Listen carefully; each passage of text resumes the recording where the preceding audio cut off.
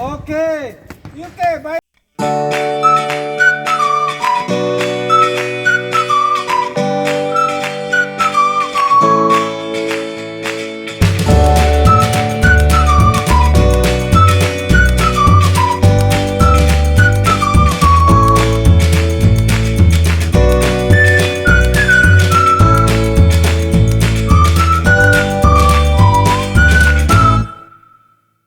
Baik Bapak Ibu sekalian, kita akan mengangkat sebuah permasalahan di mana terkait dengan minat sama gairah anak dalam pembelajaran PJOK. Saya melihat ada anak yang kurang gairahnya. Ini menjadi sebuah tantangan buat guru. Ada apa? Anak tidak mengikuti pembelajaran seperti siswa-siswa yang lain. Kenapa hal ini penting? Bisa saja ini juga akan ditemui di pelajaran yang lain. Intinya guru harus mengenalkan permasalahan itu. Nah, kembali lagi Bapak Ibu, ini dari PJOK permasalahannya. Karena kita ada dua mapel, apakah dari yang diangkat dari pelajaran PJOK mewakili juga PAPB atau bagaimana nih saya tawarkan? Mewakili aja dah, mewakili satu jadi satu permasalahan. Sebenarnya sama aja sih, kan kekurangan fisik ya. Baik di PAPB juga sama, kekurangan fisik juga dari lisannya. Ideal ya. Ucapan. Tapi hampir sama pada intinya kita angkat tentang kekurangan fisik ya. Kalau saya bilangnya bukan kekurangan, yang keadaan aja ya. Keadaan fisik yang sedikit berbeda dengan siswa yang lain. Selanjutnya Bapak Ibu, kita kembali ke rubrik ya. Di posisi awal itu situasi sudah terjelaskan ya. Kondisi yang menjadi latar belakang masalahnya tadi keadaan siswa secara fisik mempengaruhi. Nanti kita dramakan Bu di sini ya. Siapa yang disabel gitu, siapa wali yang disabel gitu kan. Tangannya satu nggak berfungsi Pak. Difabel ya. Iya. Baik Bapak Ibu, apa yang menjadi peran dan tanggung jawab kita dalam praktik ini? Pertama adalah kita semua pikiran, perasaan, semuanya berpihak pada murid. Ya, jangan dipaksakan pembelajaran, bisa meratakan kemampuan siswa. Intinya bagaimana anak yang tadi yang punya permasalahan bisa mengikuti pembelajaran dengan kemampuan dia sendiri. Ini dalam situasi ini untuk pertanyaan ketiga. Lalu sebuah tantangan ya, tantangannya adalah bagaimana kita membuat diferensiasi Pak. Ya, entah diferensiasi kontennya, prosesnya maupun produknya untuk anak-anak seperti itu. Misalkan kalau di PAPB, kalau yang tadi hadir mungkin jangan tugasnya untuk membaca, tapi menganalisis tajwid misalkan ya. Ini surat ini ada hukum apa saja, betul. Jadi itu diferensiasi di produknya di hasil akhir asesmennya. Jangan disuruh mempraktekkan mengaji, mempraktekkan menganalisis. Lalu siapa saja yang terlibat? Tentu ya guru dengan siswa ya otomatis, dan secara yang biotiknya alat-alat yang disesuaikan ya. Dan misalkan anak nggak bisa suaranya kencang Pak, diberi pengeras suara dan itu kalau di ini ya. Lanjut Bapak Ibu sekalian, kita ya aksi kita adalah langkah-langkah apa yang dilakukan untuk menghadapi tantangan tersebut ya. Pertama tentu guru harus mengenal baik karakteristik anak ya, karakteristik anak, lalu peka terhadap keadaan anak sehingga kita punya rasa empati dan simpati sama anak. Jangan anak yang memiliki kekurangan ditinggal Pak. Ya, cuma satu ini biarin udah. Jadi tetap anak yang seperti itu pun mendapat layanan yang sesuai dengan keadaan siswa tersebut. Yang penting fokusnya adalah anak terlibat dalam pembelajaran seperti siswa yang lain tanpa merasa dirinya berbeda dengan siswa yang lain. Itu aksi kita. Nah, tentu ada penyesuaian di konten. Kalau yang di PJOK ada anak materi passing bawah, materinya anak-anak mungkin sama, dia suruh mempraktekkan, dia passing. Yang lain dengan 2 tangan seperti passing pada sungguhan, dia cukup dengan 1 tangan dilempar, passing sendiri. Karena prinsip dasar passing itu memantulkan bola ya Pak. Mau boleh pakai 1 tangan, 2 tangan. Jadi itu prinsip dasarnya. Jadi boleh 1 tangan juga passing gitu. Jadi sebisa dia berlatih passing dengan 1 tangan dia. Jadi jangan sampai gara-gara 1 tangan dia udah kamu nggak usah ikut passing gitu. Yang penting dia aktif ikut ya dilayani. Ya betul. Setelah itu bagaimana dia meningkatkan rasa kepercayaan dirinya, membangun rasa empati bersama-sama dengan siswa yang lain untuk menumbuh kembangkan rasa percaya diri dia.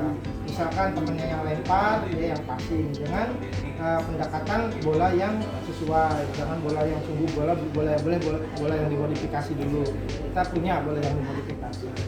Selanjutnya Bapak Ibu itu diproses di produknya nanti yang siswa yang lain mungkin dia berpasangan pengambilan nilainya dia cukup sendiri sebisanya atau di scaffolding oleh guru ya supaya dia merasa aku juga dilayani. Dia itu dapat mendamping ya bahwa dalam kesulitan belajarnya dia tidak sendirian, ada guru, ada teman-temannya yang support. Mungkin itu ya di produknya ya Bapak Ibu sekalian. Dua kolaborasi begini bisa jadi 2 contoh nggak Pak? Itu kan dari ini Bisa, tapi kita kan hari ini kita akan fokus salah satu yang diangkat. Tapi nanti imbasnya bisa aja ke mapel IPS, ke mapel IPA yang memiliki permasalahan yang sama, keterbatasan fisik. Jadi kita sekolah yang inklusi yang bisa memberikan layanan kepada seluruh siswa. Tidak menyamaratakan bahwa pokoknya intinya kita sadari bahwa siswa kita itu berbeda. Sudah berbeda secara latar belakang keluarga, berbeda fisik. Kalau video kan kelihatannya fisik itu. Kalau pelajaran IPS mungkin nggak terlalu terlihat ya. Nah, paling ya maaf yang kurang pendengaran ya, jangan duduk di belakang, harus di depan. Atau yang kelihatan kan makanya tadi kita sudah pemanasan, kita akan ke materi yaitu mempraktekkan passing bawah ya. Bagaimana? Bagas sudah paham? Ya. Sudah paham tentang konsepnya ya? Ya, semua siswa alhamdulillah sudah paham. Kita akan coba praktek. Sebelumnya Bapak ingin melihat dulu kondisi atau kemampuan awal kalian. Mau tes diagnostik ya? Oke, nanti lihat dulu siswa Siko dengan siswa Ritso lakukan passing bawah sendiri. Silakan dulu. Ya. Oke, cukup. Oke, sekarang Ibu. Belum Pak, Ibu Ya, Ibu Yati dulu. Ya, silakan dulu. Silakan siswa. Ya, silakan Ibu Yati. Silakan. Wih, luar biasa. Iya. Oke, cukup ya. Nah, gimana ya perasaannya? Oke, baik. Bagas. Kok murung aja? Kenapa Bagas?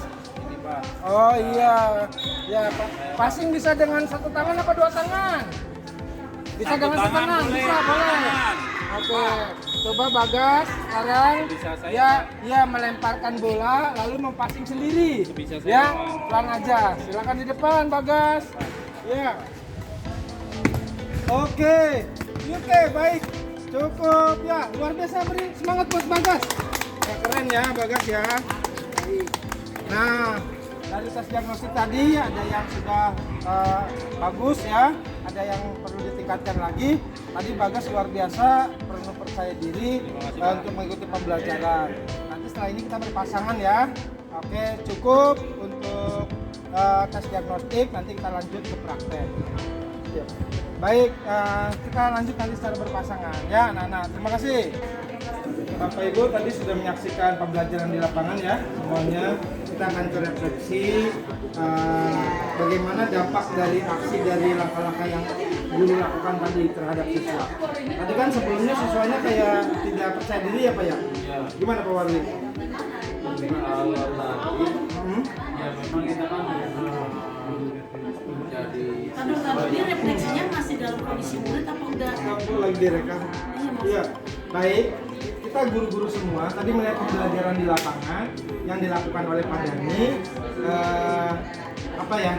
Langkah-langkah yang dilakukan Pak Dani itu pasti punya dampak ya. Nah, yang Ibu Bapak lihat ya. Nah, dampaknya apa tuh yang terlihat? Ya kan tadi ada sebuah masalah ya. Nah, yang dilakukan Pak Dhani apa tuh? Nah, yang terlihat tuh dampaknya ke siswa. Buat teman kita yang berkebutuhan khusus tadi jadi Percaya diri. Iya. Merasa terlayani. dilayani dengan baik gitu. Benar-benar. Jadi Tidak jadi ada dibeda-bedakan, tidak ada diskriminasi. ya, jadi kembali siswa menjadi ada perubahan ya. Nah, tadinya kurang bergairah menjadi bergairah, lebih percaya diri lagi ya. Dan suasana kelas juga saling menghormati, saling berempati, saling berempati. Baik teman-teman, dulu setelah tadi melihat tayangan pembelajaran di lapangan, selanjutnya apakah sudah efektif tadi yang dilakukan guru tadi? Sudah ya. efektif. Untuk pendekatan ke siswa yang berkebutuhan, dapat layanan ya di proses. Pembelajaran tadi sangat efektif. Baik, bagaimana apa ya? Tadi udah efektif, apa? Nah, kita sekarang kita boleh lihat ya, secara keseluruhan tadi pembelajarannya seperti apa? Apakah bisa menjadi model buat pembelajaran berikutnya atau pembelajaran yang lain? Sangat bisa. Metode yang digunakan di lapangan oleh Pak Dhani itu bisa dijadikan contoh atau bisa dipraktekkan kepada maupun yang lain. Karena memang di setiap kelas tidak semua anak itu sempurna. Di setiap kelas itu pasti ada anak yang memiliki kebutuhan khusus atau kekurangan. Nah, kita sebagai guru seharusnya melayani secara adil dan merata, tidak boleh membeda-bedakan apalagi sampai mengasingkan, karena itu akan menghilangkan kepercayaan diri siswa tersebut. Karena kita di situ dinyatakan guru yang gagal, misalnya itu terjadi.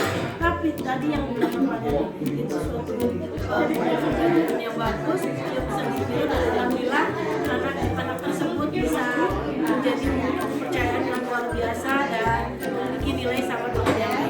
Baik ya, tadi sudah disimpulkannya oleh Bu Yati, mungkin teman-teman sudah sependapat. Baik, refleksi kita tentang pembelajaran hari ini cukup ya Bapak Ibu semuanya ya. Terima kasih.